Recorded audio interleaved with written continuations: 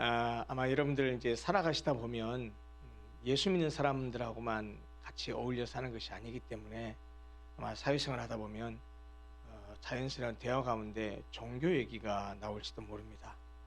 나오게 되면 여러분들에게도 종교가 있으세요? 이렇게 묻는 경우가 있을 것이라고 생각합니다. 여러분들 모두가 이제 종교를 묻는 질문에 대해서는 기독교라고 대답하실 겁니다.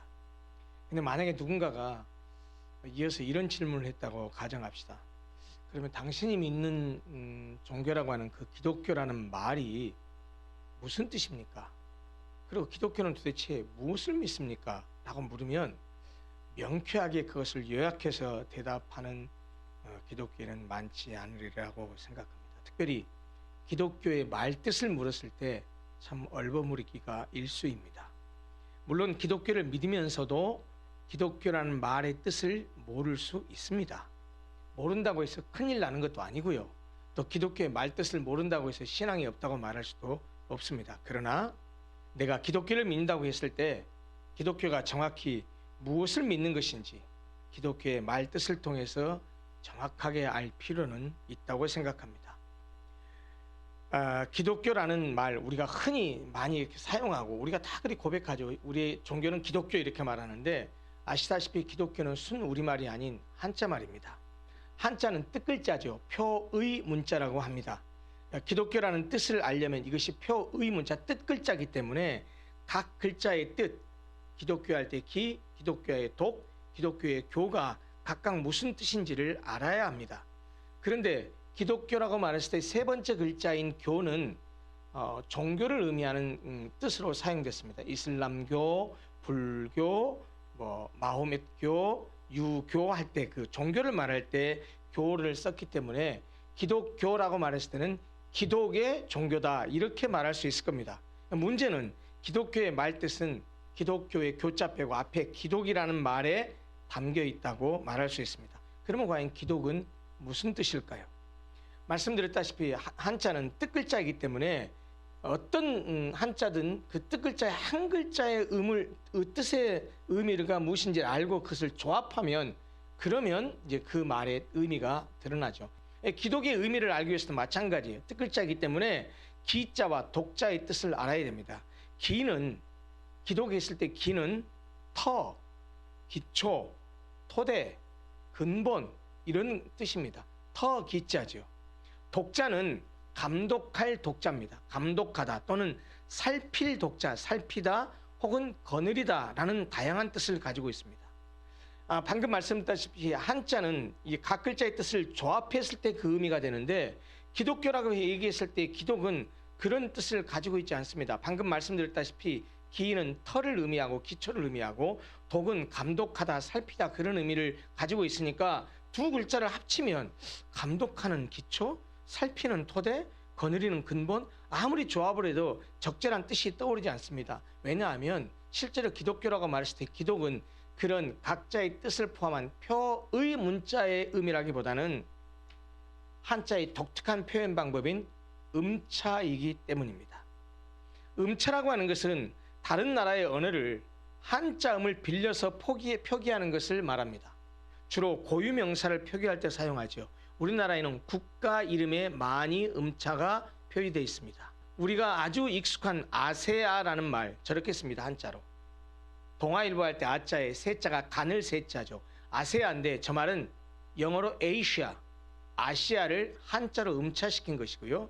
불란서는 프랑스를 음차시킨 거고 이태리는 이탈리아를, 서바나는 스페인을 음차시킨 것입니다. 이 모든 것이 음차의 대표적인 예인데 기독교라고 말했을 때 기독도 마찬가지란 뜻입니다. 그러면 기독은 무엇의 음차일까요? 그리스도의 음차입니다. 사실 이 크라이스트는 한자로 기독이라고 쓰고요. 한자 사람들은 그 기독을 어떻게 발음하느냐? 찌두 이렇게 발음합니다. 제가 중국어를 잘 모르지만 그 기독을 찌두라고 발음하는데 그 한자를 음력한 것이 기독이란 말이죠. 그러므로 한자 문화권인 우리나라도 중국인들의 음력을 그대로 차용해서 기독교, 기독 이렇게 사용하고 있죠. 한마디로 말하자면 기독은 그리스도의 음차입니다. 다른 뜻이 아니고 음차시킨 한자어입니다. 다시 말하면 기독교는 그리스도교라는 말입니다. 사실 우리나라가 한자 문화권의 사회이다 보니까 기독교라는 말을 더 많이 사용하고 있지만 여러분 혹시 그거 아십니까? 기독교의 공식적인 학술 명칭은 기독교가 아닙니다. 방금 말씀드린 대로 그리스도교입니다. 그러면 문제는 기독이라고 음치한 그리스도는 무슨 뜻일까요? 잘 아시겠지만 이 그리스도라는 뜻은, 크라이스트라는 뜻은 기름 부음을 받은 자라는 뜻인데요. 구원자, 메시아라는 뜻이죠. 그러므로 기독교는 그리스도교라는 말이고 그리스도가 메시아, 구원자라는 뜻이라고 한다면 메시아의 종교, 구원자의 종교라는 의미가 되는 것이죠. 사실 기독교는 성경이 계속해서 이 사실을 강조합니다. 그리고 그것을 축약한 것이 기독교라는 단어로 함축된 겁니다. 한마디로 말하자면 기독교는 예수가 그리스도임을 믿는 종교입니다. 그래서 초대교회는 그것을 교회의 정체성으로 삼고 사도행전에 보면 뭐라고 증언하고 있냐면 이 초대교회 성도들이 날마다 성전에 있든지 집에 있든지 예수는 그리스도라고 가르치기와 전도하기를 그치지 아니했다라고 말하고 있습니다. 여러분 이것이 기독교의 정체성입니다. 이것이 기독교의 뜻입니다. 이것이 기독교의 본질입니다. 기독교가 뭐라고요? 그리스도교라는 뜻이에요. 그리스도가 뭐라고요? 메시아 구원자라는 뜻이에요. 다시 말하면 그리스도를 믿는 종교, 메시아를 믿는 종교, 구원자를 믿는 종교예요. 그러면 누가 그리스도고 누가 메시아입니까? 성경이 계속해서 말합니다. 예수가 그리스도라고 하는 것이죠. 쉽게 말하면 기독교는 예수가 그리스도임을 믿는 종교, 더 줄여서 말하자면 예수 그리스도가 메시아라고 하는 사실을 믿는 종교입니다. 따라서 우리 기독교인들은 우리가 무엇을 믿는지 우리의 신앙의 정체성을 분명히 해야 됩니다. 바로 우리 그리스도인들은 예수가 그리스도이심을 믿는 사람들입니다. 따라서 예수가 그리스도이심을 믿지 않는다면, 예수가 그리스도라는 사실을 모르고 있다면 교회를 아무리 오래 다녔어도 그 사람은 진정한 의미의 기독교인이라고 말하기가 어렵습니다. 그런데 무엇을 믿든지 간에 무엇을 믿으려면 그것이 무엇인지 알아야 됩니다. 예수를 믿는 것도 마찬가지죠. 예수님이 누구신지, 예수님이 어떤 분이신지 모르고 믿을 수는 없습니다. 덮어놓고 믿어서는 안 된다는 얘기죠. 여러분, 예수님을 아십니까? 아니 목사님, 무슨 말씀입니까? 제가 교회를 얼마나 오래 다녔는데요. 지금도 주일이면 빼먹지 않고 예배에 참석합니다. 오늘도 지금 이렇게 예배드리고 있지 않습니까? 제가 성경을 몇 번이나 통독했는지 모릅니다. 교회에 사는 훈련, 모든 훈련을 제가 다 받았습니다. 찬양대에서, 주일학교에서, 주방에서 열심히 봉사도 하고 11조도 하고 헌금도 하고 열심히 봉사도 하는데 예수를 아냐고요? 그 무슨 뚱딴지 같은 질문입니까? 라고 저한테 되물을지 모르지만 제가 여러분들에게, 예배 자리에 나온 여러분들에게 예수님을 아시냐고 묻는 것은 여러분들의 신앙을 가볍게 여기거나 여러분들의 신앙을 우습게 여기거나 여러분들의 신앙을 무시하기 위함이 절대 아닙니다. 우리 모두가 반드시 가져야 될 신앙의 기본에 대해서 말씀드리고 싶어서입니다. 신앙의 기본이라고 하는 것은 다른 것이 아니에요. 너무 어렵고 고상한 것을 말하는 게 아닙니다. 아주 고차원적인 것을 얘기하는 게 아닙니다. 가장 중요하고도 본질적인 것을 제가 지금 말씀드리고자 하는 것입니다. 더 구체적으로 말하자면 일주일 동안 여러분 삶 가운데 살면서 정신없이 살다 보니까 사실 성경 한 장 읽는 것도 쉽지 않잖아요. 우리의 삶 가운데 시간을 정해놓고 기도하는 것 쉽지 않잖아요. 그렇게 말씀 한 구절도 읽지 못하고 그렇게 기도 한 번도 제대로 하지 못한다 하더라도 또 주일날 교회 와서 참 목사님 설교도 잘 듣고 그랬으면 좋겠는데 일주일 동안 피곤에 지치다 보니까 때로는 설교 듣다 졸기도 하고 엉뚱한 생각도 하고 이렇다고 한다고 할지라도 그래도 그 무엇인가만 확실하게 붙들면 되는 그 어떤 그것이 쉽게 말하면 신앙의 본질이요 기초라고 하는 것입니다. 기본이라고 하는 것입니다. 그것이 도대체 무엇이냐라는 것이죠. 민지 엊그저께 단기 선교 갔다 왔는데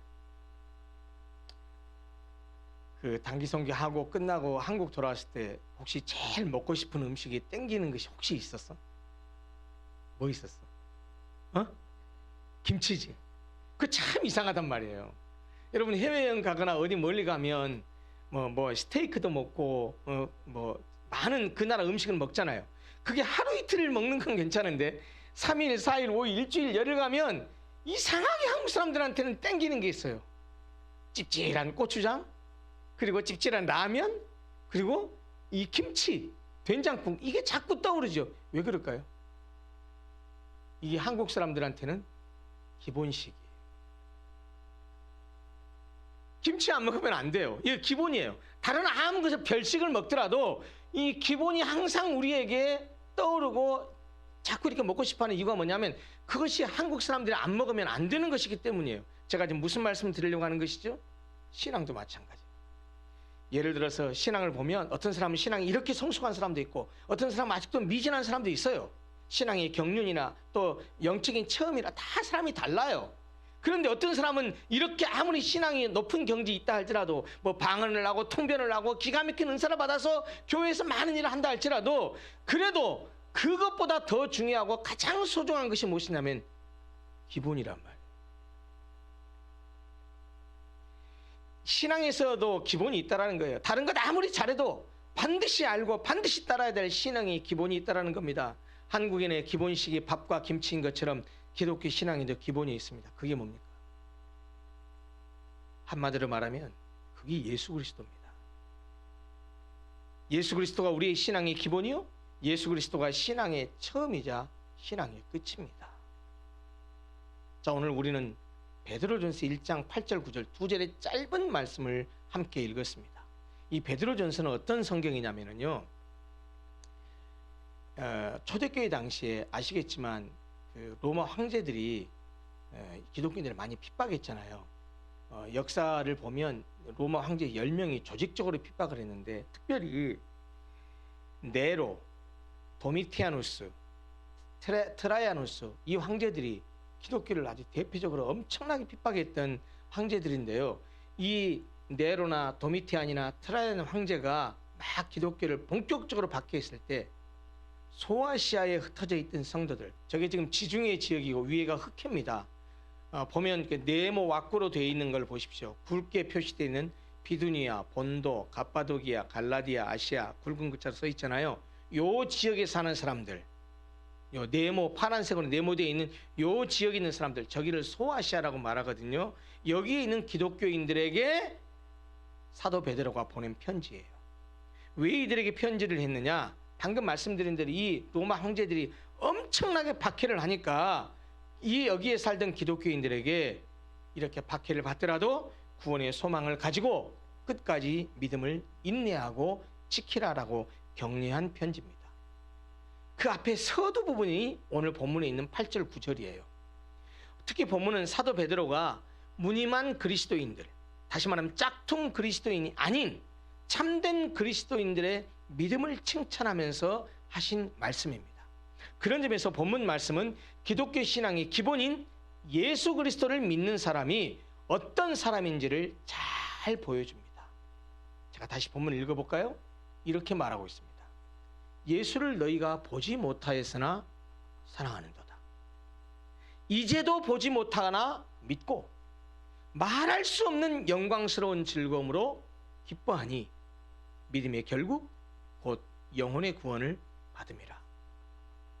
여러분, 이 본문에서 주목하고 봐야 될 단어가 몇 가지 있는데, 첫째, 예수를 너희가 보지 못하였으나. 자, 보지 못했는데 뭐 했다고 말합니까? 사랑한다고 말합니다. 이제도 보지 못하나 믿는다고 말합니다. 보세요. 과거에도 본 적 없어요. 지금도 보지 못해요. 그럼에도 불구하고 이 소아시아에 있는 이 사람들, 예수를 믿는 이 사람들은 그럼에도 불구하고 보지 못한 예수를 사랑할 뿐만 아니고 지금도 보지 못하는 예수를 믿고 있다는 거예요. 사실 이 본문이 강조하고 있는 것처럼 베드로가 보낸 이 편지를 받는 성도들은 한 번도 예수님을 본 적이 없어요. 여러분들 어떻습니까? 예수님 본 적 있어요? 저도 못 봤어요. 그런데 이 수신자들은 1장 6절에 말하는 대로 예수님을 믿는다는 이유 때문에 로마 황제들에게 갖은 박해를 당하고 있었습니다. 그럼에도 불구하고 그들은 예수님을 보지 못했음에도 첫째, 예수님을 사랑했습니다. 두 번째, 예수님을 보지 못했음에도 불구하고 여전히 지금 믿고 있습니다. 게다가 예수님을 보지 못했음에도 불구하고 그 예수님을 기뻐한다라고, 영광스러운 그것을 보면서 기뻐한다라고 말하고 있습니다. 여러분, 이 세 가지 동사, 사랑하고 믿고 기뻐했다라고 하는 이 동사가 예수를 그리스도로 믿는 사람들, 다시 말하면 참된 그리스도인들이 가진 특성이요 정체성입니다. 다시 말하면 기독교 신앙의 기본인 예수를 믿는 사람들의 특징이 뭐냐면, 첫째, 예수를 사랑합니다. 둘째, 예수를 포기하지 않고 여전히 붙듭니다. 믿습니다. 셋째, 그 예수로 인하여 기뻐합니다. 오늘 이 세 가지 말씀을 간단히 함께 나누려고 합니다.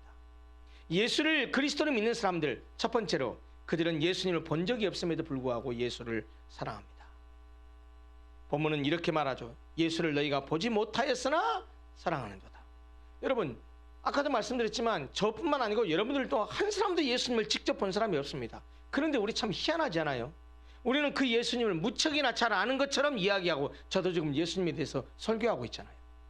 그 예수님을 사랑한다고 말하면서 예수를 위해서 사느니, 예수를 위해서 죽느니, 예수를 위해서 헌신하느니 라고 이야기합니다. 예수를 본 적도 없어요. 그럼에도 불구하고 우리는 이른 아침에 와서 예수님을 예배한다고 매주일 모일 뿐만 아니고, 어떤 사람들은 이른 새벽에 잠을 포기하고 예배당에 와서 기도하기도 합니다.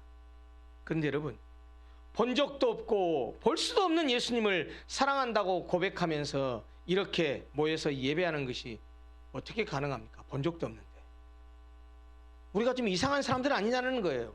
왜 그러냐면, 봐보세요. 오늘날 현대인들을 봐보세요.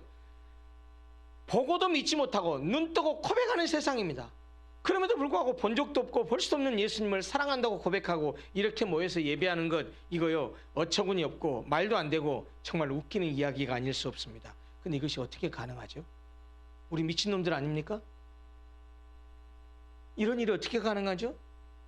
볼지도 못하고 볼 수도 없는 예수님을 사랑한다고 고백하면서 이렇게 예배하는 것이 어떻게 가능하냐라는 거예요. 그 시발점이 어디에 있습니까? 예, 우리에게, 나 자신에게 있는 것이 아닙니다. 내 생각, 내 경험, 내 가치관, 내 세계관, 내 시야, 내 관점, 내 철학에서 시작한다고 한다면 보지도 못한 예수를 사랑하는 것, 그를 예배하는 것, 불가능한 일입니다. 세상 사람들이 보이지 않는 예수님을 사랑하고 믿을 수 없는 이유가 무엇입니까? 왜 세상 사람들은 보이지 않다라는 이유로 예수를 안 믿고 예수를 사랑하는 것은 둘째 쳐놓고요, 믿지도 않고 거들떠보지도 않습니다. 왜 그렇습니까? 세상 사람들은요, 그 시작을 자기에게서 찾기 때문이에요. 그러나 자기에게서는 예수님을 사랑하는 근거를 찾을 수가 없습니다. 우리 스스로에게는 예수님을 사랑할 구석이 전혀 없다라는 것입니다. 그럼 어떻게 우리가 보지도 못하고 볼 수도 없는 예수님을 사랑합니까? 어떻게 우리가 그럴 수 있습니까? 어떻게 그것이 가능합니까? 성경은 뭐라고 대답하죠? 하나님께서 먼저 우리를 사랑하셨기 때문이라고 말씀합니다. 우리가 보지도 못한 예수님을 사랑하게 된 시작은 우리가 아니라 하나님에게 있다라는 말이죠. 그래서 찬송가 90장도 이렇게 노래합니다. 주 예수 내가 알기 전 날 먼저 사랑했네. 그 크신 사랑 나타나 내 영혼 거듭났네. 하나님이 우리를 먼저 사랑했다고 말해요. 하나님이 우리를 먼저 사랑했기 때문에 우리가 하나님을 사랑할 수 있게 됐다는 거예요. 우리가 예수님을 사랑할 수 있게 됐다는 거예요. 보지도 못하고 본 적도 없는 하나님, 보지도 못하고 볼 수 없는 예수님, 그럼에도 불구하고 우리가 그 주님을 사랑할 수 있는 것은 그 주님이 우리를 먼저 사랑했기 때문이라는 겁니다. 하나님이 우리를 먼저 사랑했다는 것은 하나님께서 우리에게 먼저 사랑을 고백하셨다는 말이죠. 하나님은 우리에게 어떻게 사랑을 고백하셨습니까? 예수 그리스도를 통해서 고백하셨습니다. 요한일서 4장 9절 10절 이렇게 말씀합니다. 하나님의 사랑이 우리에게 이렇게 나타난 바 되었으니 하나님이 자기의 독생자를 세상에 보내심은 저로 말미암아 우리를 살리려 하심이라. 사랑은 여기 있으니 우리가 하나님을 사랑한 것이 아니요 오직 하나님이 우리를 사랑하사 우리 죄를 위하여 화목제로 그 아들을 보내셨습니다. 이게 무슨 말입니까? 하나님께서 예수 그리스도를 통해서 우리를 사랑하신 그 사랑을 우리가 알고 믿음으로 말미암아서 우리가 예수 그리스도를 사랑하게 되었는데, 우리가 그렇게 예수 그리스도를 알고 믿게 된 것은 뭐냐? 하나님이 우리를 먼저 사랑해서 우리의 그 믿음을 주셨기 때문이라는 것입니다. 사실 그런 의미에서 보지도 못하고 볼 수도 없는 예수를 믿고 사랑한다라고 하는 것은 기적 중에 기적입니다. 하나님께서 우리에게 베푸신 놀라운 은혜라고 하는 것이죠. 두 번째입니다. 예수를 그리스도로 믿는 사람들은 지금도 여전히 예수님을 보지 못하고, 과거에만 못 본 것이 아니고 지금도 여전히 보지 못하고 또 실제로 볼 수도 없지만 예수를 믿는 믿음을 포기하지 않습니다. 예수를 보지 못했음에도 그를 믿는다라는 말입니다. 본문에 뭐라고 말합니까? 이제도 보지 못하나 믿고, 이렇게 말하고 있습니다. 사람들은 도마처럼 보지 않고는 믿지 않으려고 합니다. 근데 우리가 요한복음을 보면서 함께 나누었지만, 예수님께서 도마가 있는 자리에 다시 찾아오셔서 도마에게 뭐라고 말씀하셨습니까? 너는 나를 본고로 믿느냐? 보지 못하고 믿는 자들은 복되도다 라고 말씀하시면서 믿음 없는 자가 되지 말고 믿는 자가 되라고 말씀하셨죠. 어떤 사람이 진짜 믿는 자입니까? 보지 못하고 믿는 자들이 복될 뿐만 아니고, 보지 못하고 믿는 것, 그것이 진짜 믿는 겁니다. 보고 나서 믿는 것, 그건 믿는 게 아니죠. 보이는 것은 보면 되는 것이고, 만질 수 있는 것은 만지면 되는 것이죠. 그것은 단순한 인식입니다. 감각입니다. 믿음은 감각을 통해서 갖는 것이 아니에요. 보지 못하는 것을 보는 것이 믿음이라는 것입니다. 그럼 어떻게 해서 이 베드로전서의 수신자인 소아시아에 살고 있었던 그 믿음 있는 사람들은 어떻게 해서 보지도 못한 예수님, 지금도 못 보는 예수님을 그렇게 믿고 따를 수 있었을까요? 다른 것이 아닙니다. 그것은 예수님에 관한 이야기를 제자들이 전해준 말씀을 통해서 듣고 그 말씀을 믿었기 때문입니다. 그들이 보지 못하는 예수님을 믿은 것은 그들이 들은 말씀 때문이었다는 거예요. 그래서 로마서 10장 17절에 뭐라고 말씀합니까? 믿음은 어디서 난다고요?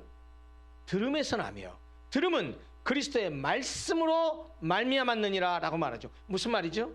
믿음이라고 하는 것은 들으면 믿음이 생긴다라는 거예요. 근데 그 듣는 내용이 뭘 듣는다라는 거예요? 그리스도의 말씀을 들으면 그리스도에 대한 믿음이 생긴다라는 거예요. 그리스도를 본 적이 없고, 그리스도를 볼 수도 없지만, 예수를 볼 수도 없고 본 적도 없지만 말씀을 들으면 그 말씀을 통해서 그 예수를, 본 적도 없는 예수를 믿을 수 있게 된다라는 것입니다. 예수님의 말씀을 들어야 믿음이 생긴다라는 말이죠. 여러분, 우리가 왜 신앙생활하면서 성경 공부를 강조하고 예배를 강조합니까? 예배 시간에 나와서 설교를 듣는 것을 왜 강조합니까? 설교를 통해서 말씀을 들어야, 말씀을 들으면서 믿음이 생기기 때문인 것이죠. 여기서 우리는 기독교 신앙에 굉장히 중요한 기본을 하나 더 발견하게 됩니다. 그것은 뭐냐? 방금 말씀드렸다시피 우리가 본 적도 없고 볼 수 없는 예수님, 예수님뿐만입니까? 하나님 보입니까? 성령님 보입니까? 볼 수도 없고 보이지도 않다라는 말이에요. 그런데 그렇게 볼 수도 보이지도 않는 하나님, 볼 수 없는 예수님을 믿을 수 있는 것은 그 예수님의 말씀을 듣는 데서 출발한다라는 거예요. 예수님 말씀이 어디에 있습니까? 예, 성경 속에 있습니다. 성경이 하나님의 말씀이요, 성경 속에 예수님의 말씀이 있습니다. 이것이 바로 자꾸 강조하지만 우리가 말씀이 있는 자리를 사모하고 성경을 읽고 듣고 묵상하고 연구하고 공부해야 되는 이유라는 말이에요. 사실 제가 아까 기독교에 대한 의의를 말씀드린 다음에 예수님을 아십니까? 라고 물었는데, 이 질문은 여기 있는 여러분들에게 뿐만 아니고 교회를 다닌다고 하는 모든 사람들에게 해야 될 질문이에요. 왜? 교회를 10년, 20년, 30년을 다녔어도 말씀을 듣는 기회를 갖지 않아요. 말씀을 읽고 말씀을 보고 말씀을 공부하고 말씀을 훈련받는 기회가 없이 그저 교회만 왔다 갔다 하면서 말씀 중심의 삶을 사는 것이 아니고 그냥 교인들과 어울리고 친하게 지내는 중심. 그렇게 30년, 40년을 살았다고 하더라도요, 예수를 모른다고 한다면 아까 말씀드린 대로 진정한 의미의 기독교인이라고 말하기가 어렵다라는 거예요. 여러분, 물론 성경이 막 읽어가려고 그러면 쉽지 않아요. 쉽지 않죠. 저도 잘 압니다. 처음에는 잘 알아듣지 못할 수 있습니다. 무슨 말인지 잘 모를 수 있습니다. 그러나 성경이라는 것이 희한한 게요, 성경 누가 썼죠? 하나님이 쓰셨어요. 성령 하나님이 쓰셨어요. 성경을 쓰신 이유가 뭐죠? 우리가 쓰는 언어를 통해서 하나님의 뜻을 우리에게 전달하기 위함이에요. 하나님의 감동으로 쓰였기 때문에 우리가 비록 잘 알아듣지 못하고 깨닫지 못해도 성경을 자꾸 접촉하고 성경을 읽고 묵상하고 하나님, 성령님이 이 성경을 썼으니까 성령님이 나를 깨닫게 해주십시오 기도하면 그 말씀이 깨달아지고 말씀이 믿어지는 역사가 일어난다라고 하는 거예요. 저도 성경이 어려웠습니다. 근데 희한한 사건은 뭐냐? 그렇게 잘 이해하지 못하고 잘 몰랐던 것들, 의구심에 빠졌던 예수님에 관한 모든 내용들이 성경을 읽어갈수록 믿어지더라는 것이죠. 여러분, 사실 믿음은요, 내가 믿는 것이 아니고 믿어집니다. 그것이 뭐죠? 하나님은 우리를 먼저 사랑하고 성령께서 우리를 역사하셔서 우리로 믿어지게 하는 은혜를 베푸신다라는 거예요. 지금도 여전히 볼 수 없는 예수님이지만 우리는 성경 말씀을 통해서 믿음을 가질 수 있습니다. 아니, 말씀만이 우리를 믿음으로 인도합니다. 하나님의 말씀 자체가 생명력이 있기 때문입니다. 말씀이 어렵기도 합니다. 배경을 이해하고 언어의 뜻을 이해하고 그리고 문맥을 이해하고 쉽지 않죠. 그러나 그렇게 성경을 자꾸 접촉하다 보면 성경 속에 담겨있는 그 생명력이 우리를 어두운 영적인 눈에서 깨어나게 한다는 것이죠. 그것이 성령의 은혜고 그것이 성령의 역사입니다. 사실 여러분, 신앙의 세계가 놀라운 세계입니다. 왜요? 우리가 단순히 경험하고 감각하는 이 물리적인 세계와는 다른 세계예요. 과학적 세계와는 다른 세계예요. 신앙의 세계는 왜 놀랍느냐? 볼 수 없는 것을 보게 하는 힘이 있습니다. 알 수 없는 것을 알게 하는 능력이 있습니다. 바라볼 수 없는 가운데 바라보며 소망을 갖게 하는 능력이 있습니다. 무엇이요? 신앙이요, 믿음이요. 예수 그리스도를 믿는 믿음이 그렇다라는 것입니다. 마음의 문을 열고 순수한 마음으로 그리고 갈망하는 마음으로 하나님의 말씀을 듣고 읽는다면 하나님께서 분명히 우리들의 마음을 만지실 것입니다. 하나님의 말씀 속에서 예수님을 만날 수 있을 것이라는 것이죠. 세 번째, 마지막입니다. 예수를 그리스도로 믿는 사람들, 그런 사람들은 본 적도 없고 볼 수도 없는 예수님을 기뻐한다고 합니다. 아니, 예수님을 본 적도 없고 볼 수 없는 그 예수님을 기뻐하지 않을 수 없다라는 거예요. 오늘 본문은 뭐라고 말하냐? 말할 수 없는 영광스러운 즐거움으로 기뻐한대요. 예수를 본 적도 없고 지금도 보지 못하지만 말할 수 없는 영광스러운 즐거움으로 기뻐한대요. 그 이유가 뭐죠? 9절에서는 뭐라고 말합니까? 믿음의 결국, 보지도 못하고 본 적도 없는 그 예수 그리스도를 믿는 그 믿음의 결국이 뭐냐? 영혼의 구원을 받았기 때문에 그 영광스러운 즐거움으로 예수를 기뻐한다라고 말합니다. 여러분, 예수를 기뻐한다라는 말이 무슨 말입니까? 예수님으로 인해서 만족한다, 예수님 때문에 기뻐한다라는 뜻입니다. 그러면 왜 예수를 그리스도로 믿는 사람들은 본 적도 없고 볼 수 없는 예수님을 기뻐할까요? 우리가 9절에서 봤던 것처럼 예수님을 믿는 믿음을 가지면 예수께서 우리의 영혼을 구원하시는데 그 영혼 구원의 결과가 얼마나 영광스럽고 행복한 것인지 알고 믿기 때문에 예수 그리스도를 기뻐할 수밖에 없다라는 것입니다. 우리가 예수를 믿음으로 갖게 되는 말할 수 없는 영광스러운 즐거움, 그것이 무엇입니까? 바로 우리 영혼의 구원입니다. 하박국 선지자도 얘기했죠. 무화과 나무에 잎이 마르고 포도송이에 열매가 없고 이것도 없고 저것도 없고 우리의 외양간에 염소도 소도 아무것도 없다고요. 먹고 살 수 있는 것이 아무것도 없고 손에 쥔 것이 아무것도 없다고 해도 나는 나를 구원하신 하나님 여호와로 인하여 즐거워하리로다 라고 말하고 있지 않습니까? 그래요. 우리가 일주일 동안 쎄빠지게 일하는 이유가 뭐예요? 열심히 벌어서 처자식 먹여 살리고 행복한 삶을 살기 위해서 여행도 가고 놀기도 하고 사고 싶은 거 사고 그렇게 하기 위해서 열심히 일하고 그렇게 힘들게 일하지 않습니까? 그래요. 그런데 사실 그렇게 일해서 뭔가 손에 쥐면 좋겠는데 아무것도 없어요.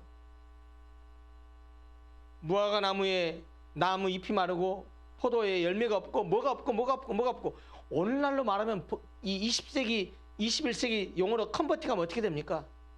쇠빠지기 일해도 수입도 없고 열심히 장사해도 손해만 나고 주식 투자인데 깡통되고 이런 얘기 아닙니까? 그래도 하박국 선지자는 뭐 한다고 했어요? 나는 그래도 나를 구원하신 그 구원의 하나님 여호와라 인하여 기뻐하고 즐거워하겠다고 말합니다. 그래요.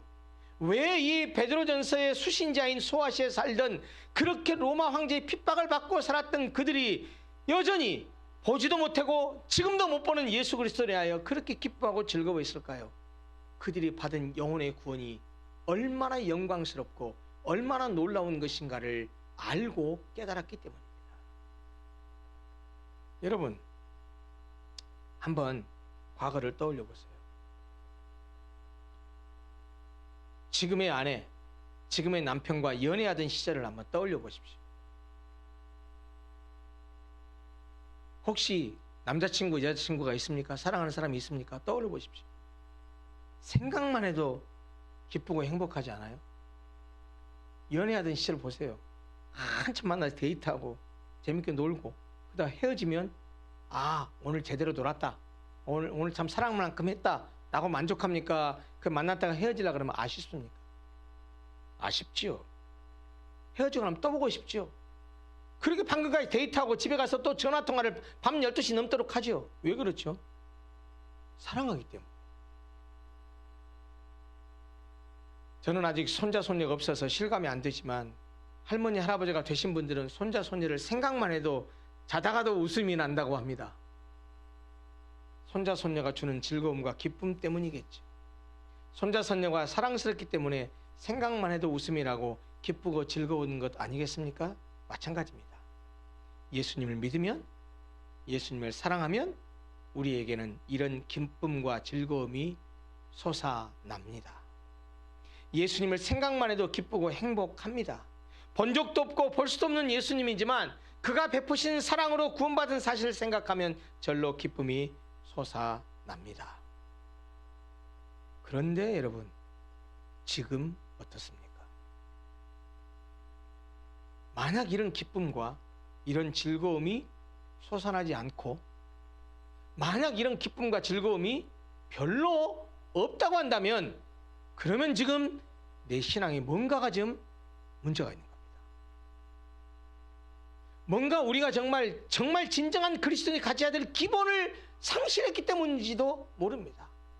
내가 구원의 은혜를 상실하고 구원의 은혜를 망각하고 오히려 구원받은 것이 얼마나 영광스러운 기쁨인지를 깨닫지 못하고 다른 것에 더 집착하고 다른 것을 더 중요하게 생각하고 있는지 모릅니다. 혹시 그것이 땅의 것 아닌가 한번 돌아보십시오.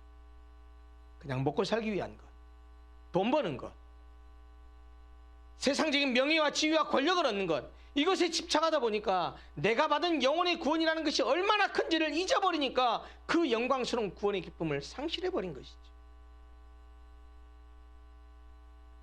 사랑하는 성도 여러분, 사도 베드로가 소아시아에 있는 성도들에게 편지하면서 하셨던 이 본문 말씀처럼 예수를 그리스도로 믿는 우리 모든 그리스도인들, 성도들은 예수님을 더 깊이 알고 예수님께 한 걸음 더 나아가기를 바랍니다.